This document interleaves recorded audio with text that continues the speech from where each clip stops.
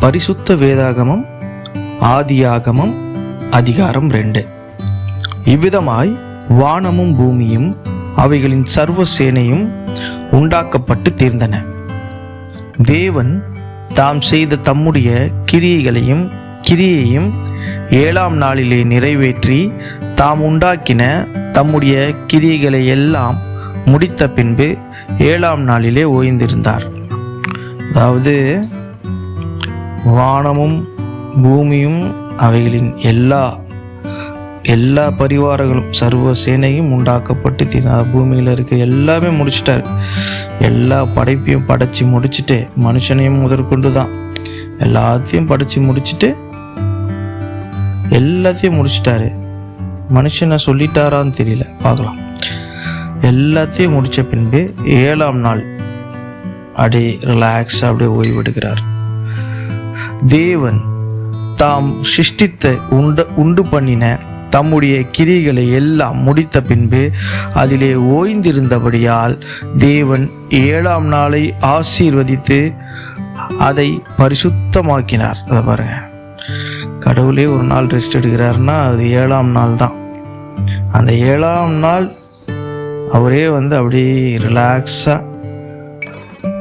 அந்த நாளை பரிசுத்தமா, அந்த நாளை ஆசீர்வதிச்சு அந்த நாளை பரிசுத்தமா ஓய்வு நாளா அவர் அங்கீகரிச்சார். தேவனாகிய கர்த்தர் பூமியையும் வானத்தையும் உண்டாக்கின நாளிலே வானமும் பூமியும் சிருஷ்டிக்கப்பட்ட வரலாறு இவைகளே. தேவனாகிய கர்த்தர் பூமியையும் வானத்தையும் உண்டாக்கின நாள்ல இந்த வானமும் பூமியும் உண்டாக்கப்பட்ட இதுக்கான வரலாறு இவைகள் தான். நிலத்தினுடைய சகலவித செடிகளும் பூமியின் மேல் இன்னும் உண்டாகவில்லை. எந்த செடி இன்னும் பூமியில உருவாகல. நிலத்தினுடைய சகலவித பூண்டுகளும் இன்னும் முளைக்கவில்லை.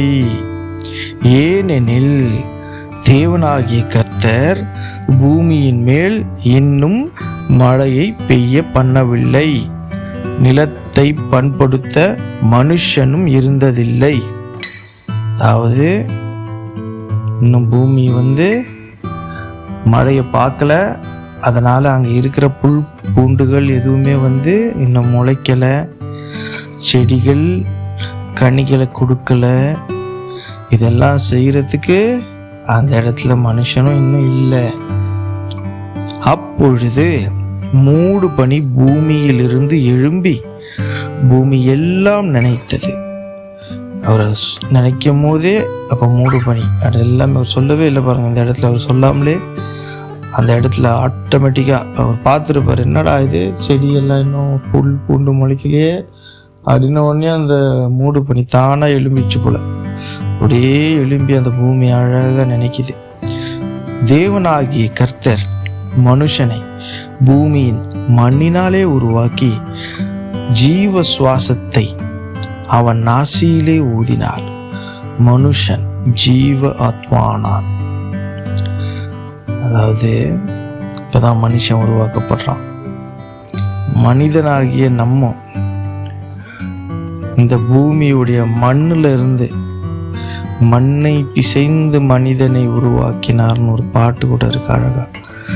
அந்த மாதிரி ஒரு மண்ணு, இந்த களிமண்ணான நம்மளை இந்த களிமண்ணில் உருவாக்கி அவருடைய ஜீவ சுவாசத்தை, அந்த ஜீவ சுவாசத்தை, அவருடைய நாசியின் சுவாசத்தை நம்ம இந்த களிமண் மேல ஊதுறார்.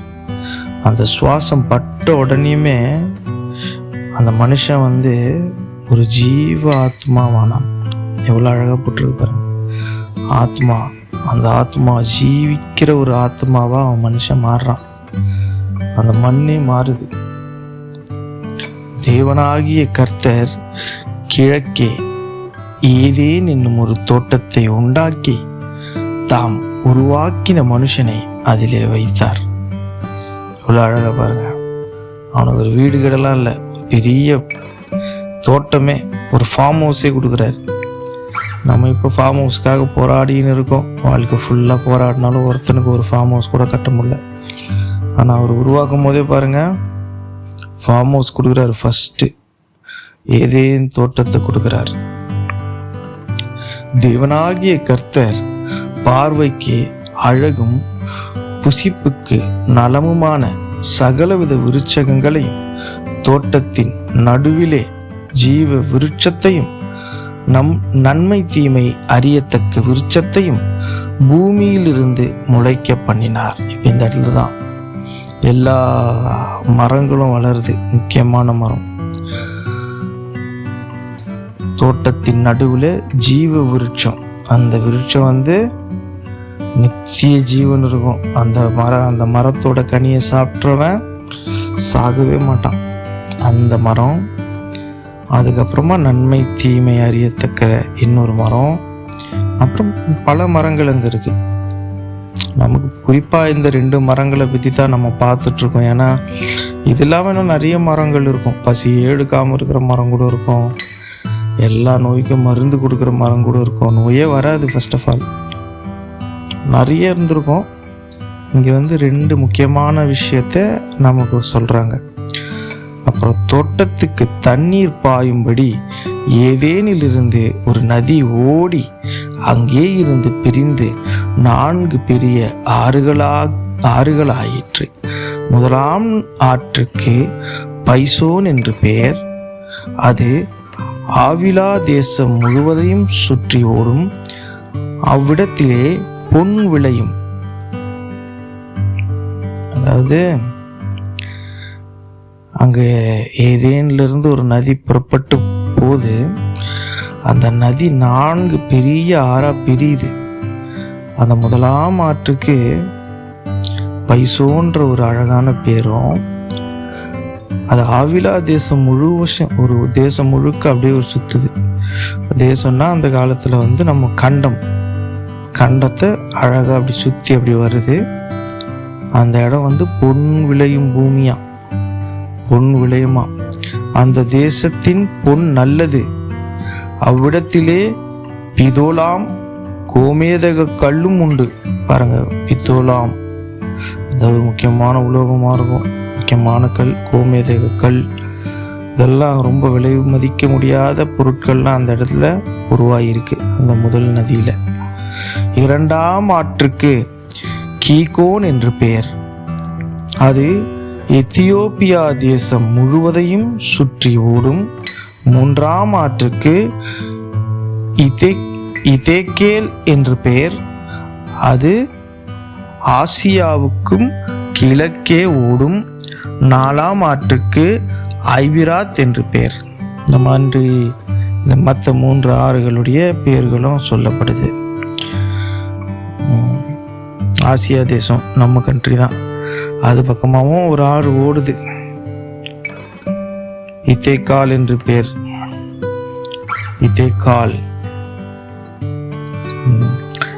தேவனாகிய கர்த்தர் மனுஷனை ஏதேன் தோட்டத்தில் அழைத்து கொண்டு வந்து அதை பண்படுத்தவும் காக்கவும் வைத்தார். இப்போ அவனை ஏதேன் தோட்டத்தில் அவனை கொஞ்சம் அப்படி பராமரிக்க சொல்றார். அழகா பார்த்துக்க, பண்படுத்தி பார்க்குற. தேவனாகிய கர்த்தர் மனுஷனை நோக்கி, நீ தோட்டத்தில் உள்ள சகல விருட்சத்தின் கனியையும் புசிக்கவே புசிக்கலாம். ஆனாலும் நன்மை தீமை அறியத்தக்க விருட்சத்தின் கனியை புசிக்க வேண்டாம். அதை நீ புசிக்கும் நாளிலே சாகவே சாவாய் என்று கட்டளையிட்டார். இங்கே நல்லா நோட் பண்ணுங்க, சகல விருட்சத்தின் கனிகளையும் சொல்லிட்டார். எல்லா விதமான பெனிஃபிட் கொடுக்குற எல்லா கனியும். அப்போ அந்த ஜீவ விருட்சத்தின் கனியை கூட நீ புசிக்கலான்னு தான் சொல்லியிருக்கிறாரு. இந்த இடத்துல அதை புசிக்காதன்னு அவர் சொல்லவே இல்லை. அந்த விருட்சத்தின் அதை சாகா வரம் கொடுக்குற கனியும் அங்கே வச்சுட்டு அதை கூட நீ புசிச்சிக்க, எதை வேணா புசிச்சிக்க, ஆனால் இந்த நன்மை தீமை அறியக்கூடிய கனியை மட்டும் புசிக்காத அப்படின்ட்டார். நம்ம மனுஷன் சும்மா இருப்பானா? நமக்கு தான் நல்லது சொன்னாலே பிடிக்காத. பின்பு தேவனாகிய கர்த்தர், மனுஷன் தனிமையாயிருப்பது நல்லதல்ல, ஏற்ற துணையை அவனுக்கு உண்டாக்குவேன் என்றார். தேவனாகிய கர்த்தர் வெளியின் சகலவித மிருகங்களையும் ஆகாயத்தில் சகலவித பறவைகளையும் மண்ணினாலே உருவாக்கி ஆதாம் அவைகளுக்கு என்ன பெயரிடுவான் என்று பார்க்கும்படி அவைகளை அவனிடத்தில் கொண்டு வந்தார். அந்தந்த ஜீவ ஜந்துக்கு ஆதாம் எந்த பெயரிட்டானோ அதுவே அதற்கு பேராயிற்று. எவ்வளோ நல்ல இறைவன் பார். அவர் தானே படைச்சார் எல்லாத்தையுமே. அவரே பேர் வைக்கலாம்ல, வைக்கல. நமக்கு அதிகாரம் கொடுக்குறாரு. எல்லாத்தையும் நம்ம கிட்ட ஒப்படைக்கிறாரு. அழகா கொடுத்து இந்த பூமியில படைச்சு எல்லாம் உந்துரா. அவ எல்லாத்தையும் ஆர்டர் போட்டிருப்பாரு. அவன் முன்னால போய் நில்லுன்னு. எல்லாம் அவன் முன்னால போய் நின்று இருக்கும். அவன் முதல் முறையா எல்லாத்தையும் பார்த்துருப்பான். பார்த்து அவன் எல்லாத்துக்கும் என்னென்ன பேர் வச்சானோ அதுதான் இன்னைக்கு வரைக்குமே அதுக்கான பேரா இருக்கான். அப்புறம் மேல முக்கியமான மேட்ரு, மனுஷன் தனிமையா இருப்பது நல்லதல்ல, ஏற்ற துணையை அவனுக்கு உண்டாக்குவேன் என்றார் சொல்லியிருக்கார். என்ன செய்யறாருன்னு பார்ப்போம். அப்படியே ஆதாம் சகல நாட்டு மிருகங்களுக்கும் ஆகாயத்து பறவைகளுக்கும் சகலவித காட்டு மிருகங்களுக்கும் பேரிட்டான். ஆதாமுக்கோ ஏற்ற துணை இன்னும் காணப்படவில்லை. அதாவது இதுல ஏதாவது ஒரு துணை கிடைக்குமான்னு பார்த்துருப்பாரு போல இருக்குது. அவன் எல்லா மிருகத்துக்கும் ஒரு பேர் வச்சான். ஆனாலும் அவனுக்கு அதுல எதுவும் பிடிக்கல. அதான் சொல்றாங்க, எல்லா பேர் வச்சதுக்கு அப்புறமா அவனுக்கு ஏற்ற துணை இன்னும் காணப்படவில்லை. அப்ப இது வரைக்கும் படைச்சதுல அவனுக்கு எதுவுமே ஹாப்பியா இல்லை. அவன் எல்லாத்துக்கும் பேர் வச்சுட்டு அனுப்பி விட்டான். அப்பொழுது தேவனாகிய கர்த்தர் ஆதாமுக்கு அயர்ந்த நித்திரையை வரப்பண்ணினார். அவன் நித்திரை அடைந்தான். அவன் விலா எலும்புகளில் ஒன்றை எடுத்து அந்த இடத்தை சதையினால் அடைத்தார். பாருங்க, அயர்ந்த நித்திரை, ஃபர்ஸ்ட் அனஸ்தீசியா. அவன் அப்படியே வர வச்சிருக்காரு. ஃபர்ஸ்ட் ஆப்ரேஷன் பண்ணியிருக்காரு. அவனுடைய விலா எலும்பை கட் பண்ணி, ஏன்னா இது வரைக்கும் படைப்பு எதுவுமே அவனுக்கு ஒரு நல்ல துணையா இல்லை. ஸோ அவன்கிட்ட இருந்தே ஒரு துணையை உருவாக்கலான்னு சொல்லிட்டு அவன் விலா எலும்பை எடுத்து அந்த இடத்த அழகாக ஸ்டிச் பண்ணிட்டார். ஸ்டிச்சிங் கொடுத்துட்டு அவன் அந்த பொண்ணை ஆற வச்சிருப்பார். தேவனாகிய கர்த்தர் தாம் மனுஷனில் எடுத்த விலா எலும்பை மனுஷியாக உருவாக்கி அவளை அவனிடத்தில் கொண்டு வந்தார். இப்ப அந்த விலா எலும்பு பாருங்க, அதுல இருந்து அந்த எலும்புல இருந்து ஒரு மனுஷியை உருவாக்கி அவன்கிட்ட கொண்டு வர்றார். உங்களுக்கு ஒரு விஷயம் தெரியுமா?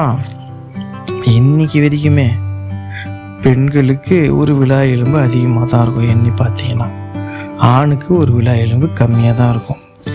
இது எப்படி இத்தனை 1000 வருஷத்துக்கு முன்னால் சும்மா எழுத முடியுமா? இதை இறைவன் என்ன அழகாக பண்ணி வச்சிருக்காரு பாருங்க. இன்னைக்கு சயின்ஸு அந்த ஸ்கெலிட்டனை வச்சு ரிசர்ச் பண்ணி பார்க்கும்போது ஒரு எலும்பு கூட்டை எப்படி கண்டுபிடிப்பாங்கன்னா, இந்த வேற எதை வச்சு கண்டுபிடிக்க முடியாது. இந்த எலும்பு கூடு ஒரு ஆணுதா, கால் எலும்பியோ கை எலும்பியோ முகத்தை வச்சோ கண்டுபிடிக்கவே முடியாது. எல்லா எலும்பு கூட ஒரே மாதிரி தான் இருக்கும். எதுவுமே இருக்காது. எல்லா மாம்சமும் அப்படியே ஒன்றுமே இல்லாமல் ஆலோவாக தான் இருக்கும். ஆனால் இந்த எலும்பை வச்சு எண்ணுவாங்க. அதிகமான எலும்பு இருந்தால் பெண், ஒரு எலும்பு கம்மியாக இருந்தால் அது ஆண். எவ்வளோ அழகாக பாருங்க, இவ்வளோ ஒரு ஞானம். இந்த மாதிரி ஒரு வேதம் கிடைக்கிறதுக்கு, இந்த தெளிவான இந்த வேதத்தை நீங்கள் இவ்வளோ அழகாக எந்த ஒரு இதுலேயுமே இருக்காது. வேறு எங்கே நீங்கள் வேணாலும் எந்த புக்கை வேணால் ரெஃபர் பண்ணி படிச்சுக்கோங்க, இவ்வளோ அழகாக கொடுக்கவே முடியாது. அது இங்கே மட்டும்தான் இருக்கும். இந்த பரிசுத்த வேதாகமத்தில் மட்டும்தான் இருக்கும். இதை படிக்க, இதை கேட்க கிருபை பெற்ற நீங்கள் பாக்கியவான்களாக இருப்பீர்கள். ஆமாம், நிச்சயமா.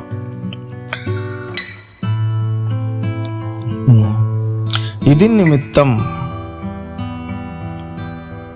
புருஷன் தன் தகப்பனையும் தன் தாயையும் விட்டு தன் மனைவியோடு இசைந்திருப்பான், அவர்கள் ஒரே மாம்சமாயிருப்பார்கள்.